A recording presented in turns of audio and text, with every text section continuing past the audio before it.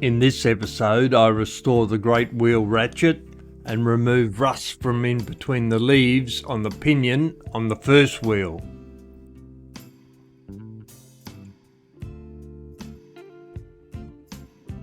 That is super tight. Right. Nope, not moving. Alright, well, obviously the parallel jaw pliers aren't going to work, so I'll have to take a different angle. I'll put a pair of lockjaw pliers on that end of that brass ferrule there and twist it around a little bit. The ratchet is now spinning freely, which it wasn't doing before. I'll take the pliers off. So that's spinning nice and freely now. That should, in theory, solve our problem. The ratchet's running round. However, there's still all that rust and gunk in there, so I'm going to put this wheel into the ultrasonic cleaner and see if that'll clean it up a bit, and then I'll come back. Okay, the wheel's come back. It's a hell of a lot cleaner. It's not perfect, but it's a lot cleaner, and it is definitely that collet that holds the pieces together. It's spinning nice and freely now, but as you can see down there, it's a bit loose, a little bit too loose. The ratchet is working alright, so what we'll have to do, we'll have to punch that down a little bit using a hollow punch that just fits over the top. Just tap it down very lightly. We'll see how it... I think that's about all we need actually. That worked out pretty well. You can see that gap there is gone now. Spins freely, won't reverse. Spins freely. So last thing I'll do is I'll put my brass brush over it and see if I can remove any of that rust type material that's in there. Well, that's looking better, and the wheel turns freely now. Ratchet works, turns freely. You can hear it clicking. Alright, so now you have to put the movement back together again and test it once again. Alright, you can see now that the escape wheel is turning when I pull on the chain. It wasn't doing that before, that's for sure. Well, that was an interesting afternoon or part thereof to get that to happen again, to get the escape wheel to turn. I'll start putting the movement back together again now. So once that's done, I'll be able to put it back onto a test stand.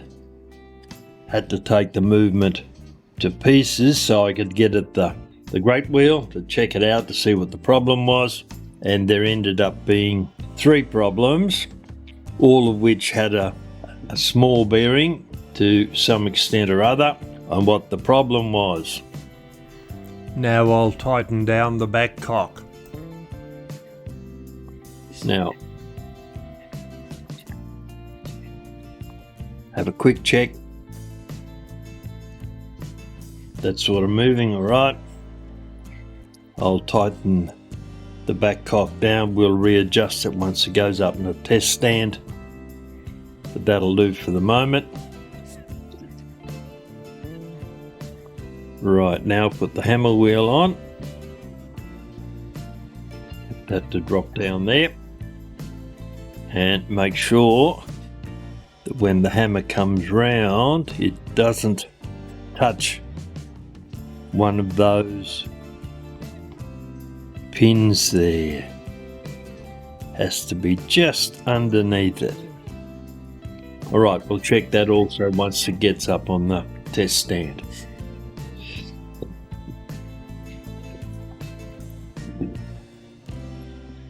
Now we'll put the suspension spring in. Goes there. And get our freshly made tapered pin. Now we push it into the hole in the suspension spring. Once we can find it, because it's not particularly easy to see. There we go, that's got him. Tighten that down a tiny bit. Now, pendulum leader over the top of the crutch. And then the two hooks at the top.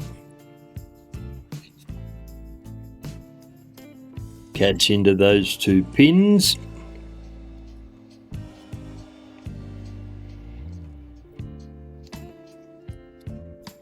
Whoop, just missed it. Catch into those two pins on the suspension spring, like so. Okay, that's all right. We'll put the cap back on the top of that. That'll keep it out of mischief. All right, we'll set up the escape wheel properly once we've got it all back together. All right, now we're going to put the front pieces on again.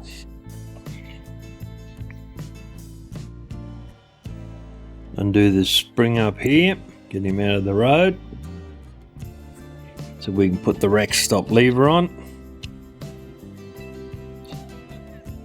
which goes into there and out through the back cock.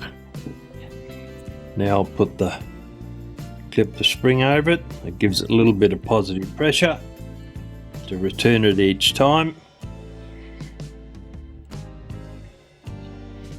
I think, yeah, I'll be able to get that in there. Get that lever sorted. It drops out the back. There we go there, right? Good. Now we better put the catches on them to hold them in place. Put the spring on first.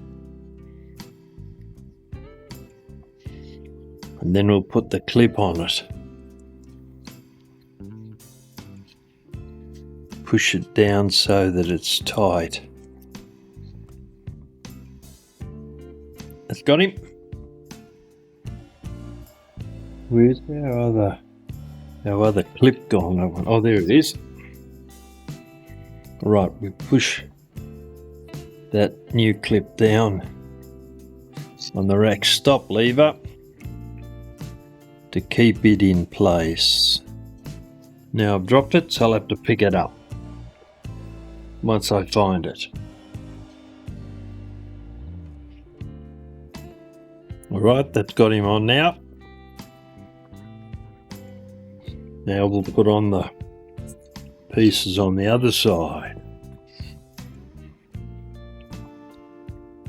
As I said before, it was an interesting afternoon or part thereof actually. There were three separate problems that were stopping the escape wheel from turning. Plop that in under there. There was actually 4 problems with the movement that slowed, then stopped the escape wheel. The 4th one is shown in the picture above. More about this disaster later on. Then, there we go. I'll put a clip on that in a minute. I'll do this one first. The first problem was that the ratchet on the great wheel was way too tight. It didn't allow the wheel to turn. So that was the first problem I had to solve. I think that's on. Yep. I did that by taking the wheel out, lifting the brass collar on the wheel, which allowed it to run more freely. I then put it through the ultrasonic cleaner, ran a brass wire brush over it and removed a lot of the rust and gunk on it. Then using a hollow punch, I very carefully tightened the brass collar down on the arbor until I'd taken up all the slack on it. So that was the first one. The second one was the chain.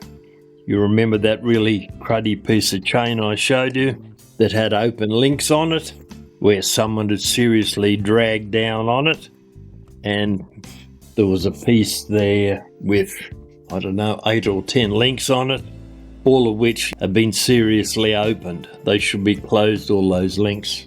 So someone put a fair bit of pressure on that to do that to it.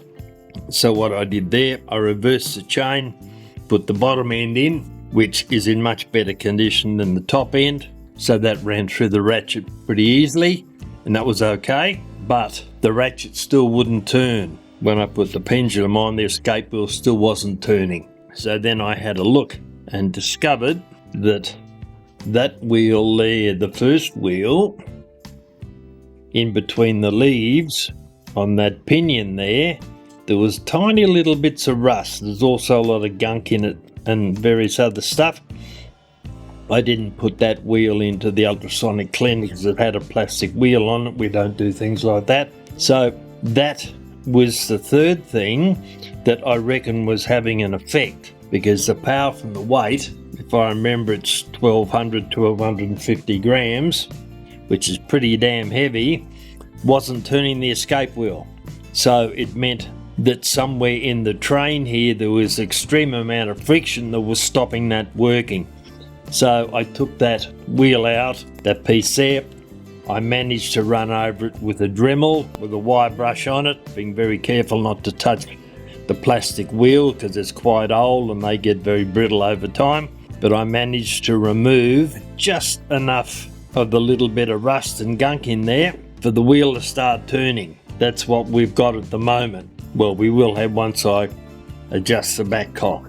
If your clock is in beat and wound up, but the pendulum stops swinging, the first thing to check is the end play on the escape wheel. If this is sufficient, then you need to look at other options. Now for the fourth problem. I hung the movement up on a test stand. After carrying out the 3 previous repairs, I attached the weight on the time side and started the pendulum swinging. The escape wheel still ran for about 15 seconds, then gradually slowed down and stopped. I took the movement back to the bench and removed the back cock. I decided to polish the pivots so they generated as little friction as possible. Everything helps. The pivot was stuck firmly into the bushing on the back cock. I managed to remove the pivot from the back cock bushing and was shocked at what I saw. Serious force must have been used to deform the pivot in that way. So this was a major reason that the escape wheel slowed and stopped. It looked like a repivoting exercise was about to happen. But first I checked with a friend of mine in the Netherlands to see if he had a replacement available. After a couple of days I heard back from him, and a friend of his had an original Badisch Zaandam unit I could purchase. The item is the 4th picture in this series. Alright, I'll put a C-clip on the rack there to hold it in place, and then we'll adjust the back cock so that the escape wheel turns.